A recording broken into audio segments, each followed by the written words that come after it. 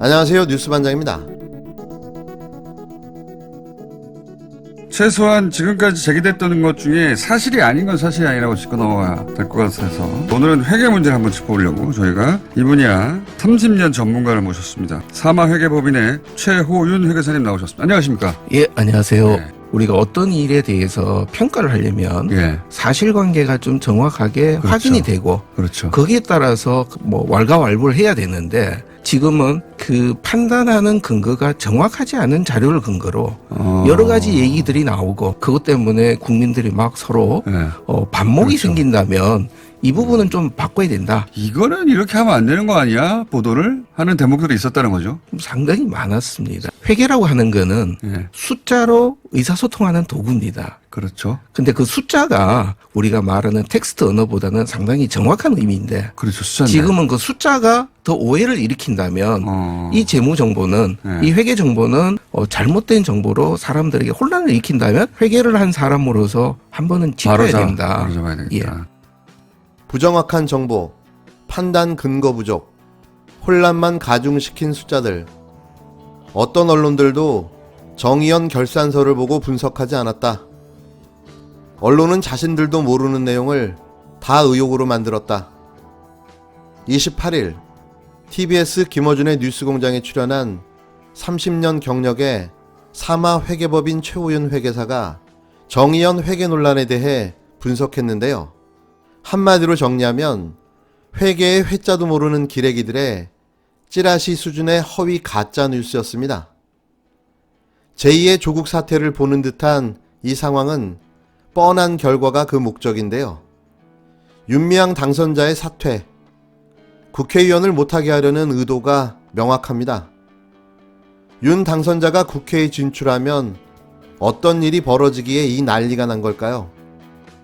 30년 친일 청산과 위안부 할머니들을 위해 활동해온 그의 경력을 볼 때 반드시 위안부 할머니들을 위한 입법 활동과 친일 청산법에 집중하게 될 텐데요.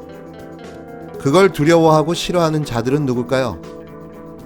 검찰개혁이 두려워 조국 장관을 털어댔던 윤석열의 정치검찰, 친일 청산이 두려워 윤미향 당선자를 털고 있는 친일 언론과 친일 부역자, 그리고 친일 장학생들.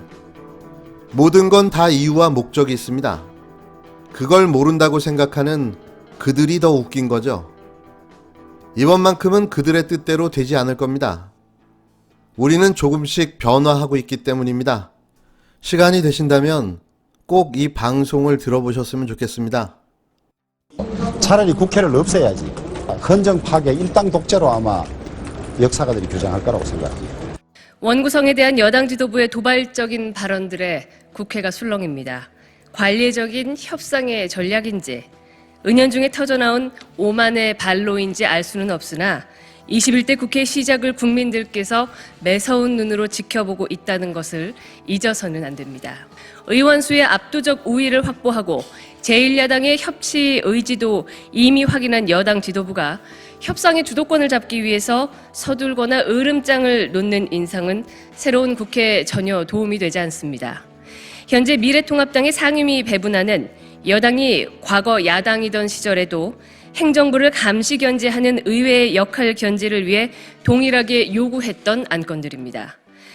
177석 거대 여당의 인해 전술 의회 독주가 아닌 건전하고 상식적인 의회 협치로 국민들께 21대 국회 첫 선을 보일 수 있도록 여당 지도부에 재차 당부 말씀드립니다.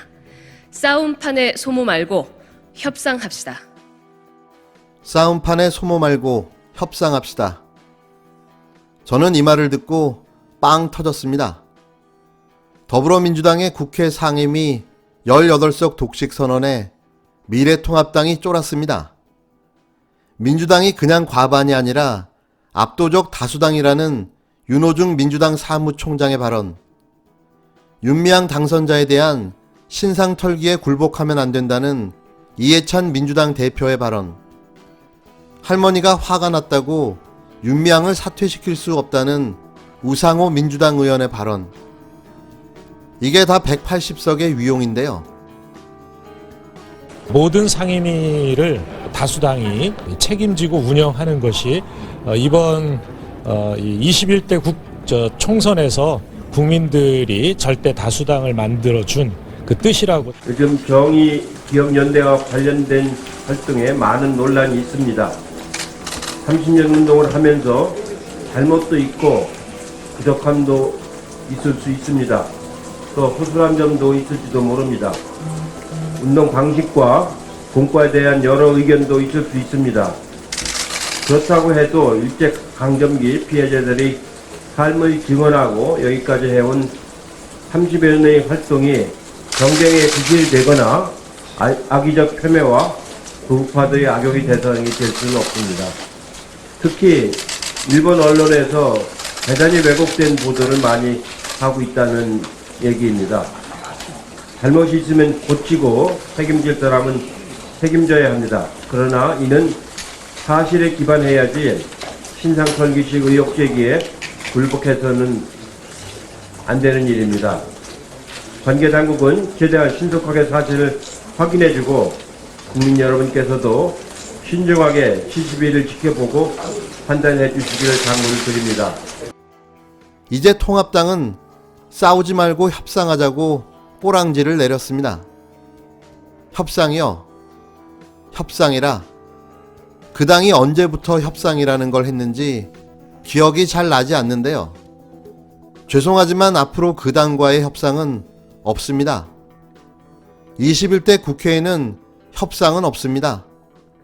국민이 그러라고 180석 압도적 다수당을 만들어 준 거거든요. 이게 현실이라는 걸 인정하고 받아들이시길 바랍니다. 물론 잘 안 되시겠지만 말입니다. 너무 강한 현실 부정은 건강에 무척 안 좋습니다.